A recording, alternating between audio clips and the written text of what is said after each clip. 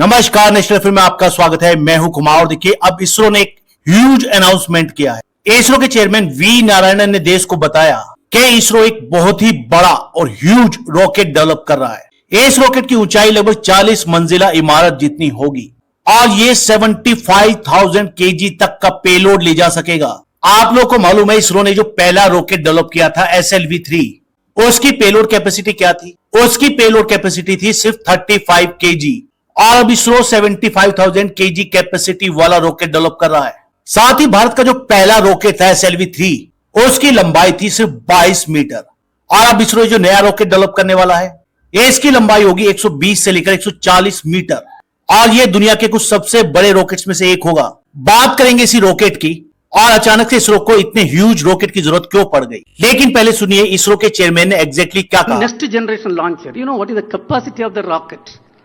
The first launcher, Abdul Kalam ji, what he built was 17-ton lift-off mass capable of placing 35 kg in the low Earth orbit.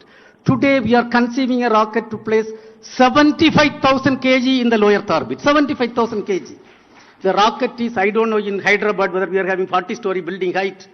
The rocket is of 40-story building height. That is the place we are doing. अब इसरो के chairman ने जो announcement किया है कि ISRO 75,000 capacity वाला एक rocket develop कर रहा है जो लगभग 120 से 40 मीटर लंबा होगा, इसने सबको थोड़ा सा हैरान कर दिया। और ऐसा इसलिए क्योंकि इसरो ऑलरेडी एक और रॉकेट डेवलप कर रहा है और इस रॉकेट का नाम है नेक्स्ट जनरेशन लॉन्च व्हीकल यानी NGLV। ये रॉकेट भी अंडर डेवलपमेंट है और ये रॉकेट होगा लगभग 90 मीटर लंबा। नया वाला रॉकेट होगा 120 से 40 मीटर लंबा। NGLV की जो पेलोड कैपेसिटी होगी वो होगी 30,000 केजी यानी 30 टन की टू लो अर्थ ऑर्बिट, यानी ये 30,000 केजी तक के सैटेलाइट लो अर्थ ऑर्बिट में प्लेस कर पाएगा। आप सोचिए, इसरो का NGLV इतना मैसिव रॉकेट है कि इसरो इसके लिए एक नया लॉन्च पैड बना रहा है और इस लॉन्च पैड का खर्चा ही लगभग 4,000 करोड़ रुपए या आपके $460 मिलियन है। और ये नया लॉन्च पैड बन रहा है श्रीहरिकोटा के स्पेसपोर्ट में। उम्मीद है 2029 तक बनकर तैयार हो जाएगा। अभी श्रीहरिकोटा के स्पेसपोर्ट में 2 लॉन्च पैड हैं। पहला लॉन्च पैड यूज होता है छोटे रॉकेट्स के लिए जैसे कि PSLV या SSLV और GSLV Mark II। वही जो सेकंड लॉन्च पैड है वो यूज हो सकता है इसरो के सभी रॉकेट्स के लिए SSLV से लेकर LVM-3 तक। अभी फिलहाल इसरो का जो सबसे हैवीएस्ट रॉकेट है वो है LVM-3 यानी लॉन्च व्हीकल Mark III और इसके 2 वेरिएंट हैं। एक की ऊंचाई है 43 मीटर और दूसरे की 52 मीटर। हालांकि इसकी पेलोड कैपेसिटी है 8 से 10 टन की लो अर्थ ऑर्बिट में, लेकिन अभी तक इसने सिर्फ 5,800 केजी का पेलोड ही लो अर्थ ऑर्बिट में प्लेस किया है। लेकिन NGLV के साथ इसरो की कैपेसिटी हो जाएगी 30 टन की और फिर नए रॉकेट के साथ 75,000 टन की जो 40 स्टोरी रॉकेट होगा। अब सवाल उठता है कि इसरो को इतने ह्यूज रॉकेट की जरूरत क्यों है। देखिए, इसरो अब लो अर्थ ऑर्बिट से काफी आगे निकल गया है। हम मून पर सक्सेसफुली अपना Chandrayaan-3 लैंड कर चुके हैं और भारत का अगला मिशन है चांद पर अपने एस्ट्रोनॉट्स को उतारना।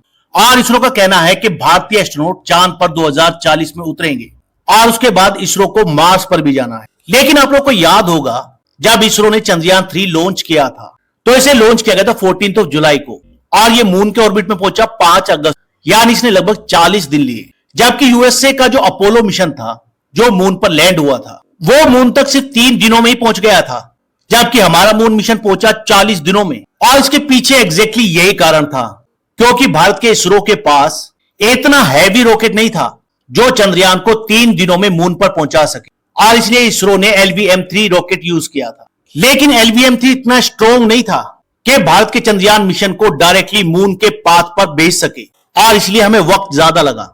और इन्हीं कुछ समस्याओं की वजह से इसरो ने अर्थ की ग्रेविटी को यूज किया था तो slingshot its way around the moon और अपने मून मिशन को एक स्लिंगशॉट की तरह भेजा। एग्जैक्टली यही तरीका इसरो ने यूज किया था अपने मार्स ऑर्बिटर मिशन के लिए, यानी भारत के मंगलयान को मार्स तक भेजने के लिए। इसमें क्या हुआ था, पहले Chandrayaan-3 को अर्थ के ऑर्बिट में ही 2-3 बार घुमाया गया, फिर धीरे धीरे उसके ऑर्बिट को रेज किया गया और जब ये मून के ऑर्बिट तक पहुंच गया तब उसे मून के ऑर्बिट में प्लेस किया गया और इसमें समय ज्यादा लगता है।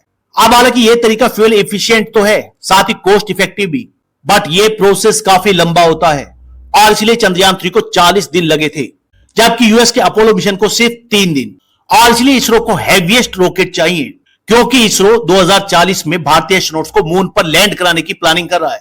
और जब हम अपने एस्ट्रोनॉट्स को मून पर भेजेंगे तब हम 40 दिन लंबा इंतजार नहीं कर सकते, साथ ही इस तरीके को भी यूज नहीं करना चाहेंगे। तब हमें एकदम डायरेक्ट यूएस के अपोलो मिशन की तरह एक तरीका चाहिए, हैवी रॉकेट के रूप में, जो 3 दिन में हमारे एस्ट्रोनॉट्स को मून पर उतार देगा।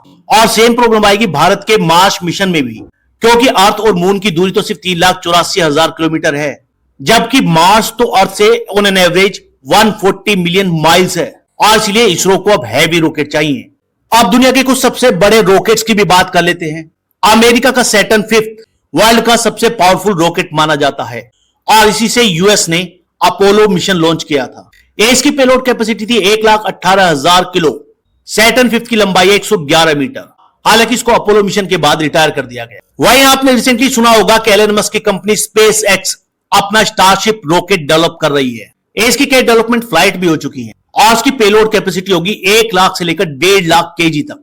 वहीं स्पेस एक्स का स्टारशिप अभी तक रेडी नहीं हो पाया है। इसकी कई टेस्ट फ्लाइट फेल हो चुकी हैं और इसकी लंबाई है लगभग 120 मीटर।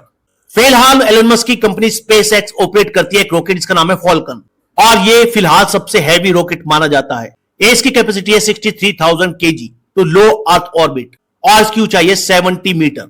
यह अब तक टोटल 11 बार उड़ान भर चुका है और फिलहाल सर्विस में भी है। वहीं चाइना भी अपना एक रॉकेट डेवलप कर रहा है जिसका नाम है लॉन्ग मार्च 9 और यह भी हैवीएस्ट रॉकेट की रेस में है और इसकी कैपेसिटी है 1,50,000 केजी यानी 150 tonne to low earth orbit. यह 114 मीटर लंबा होगा।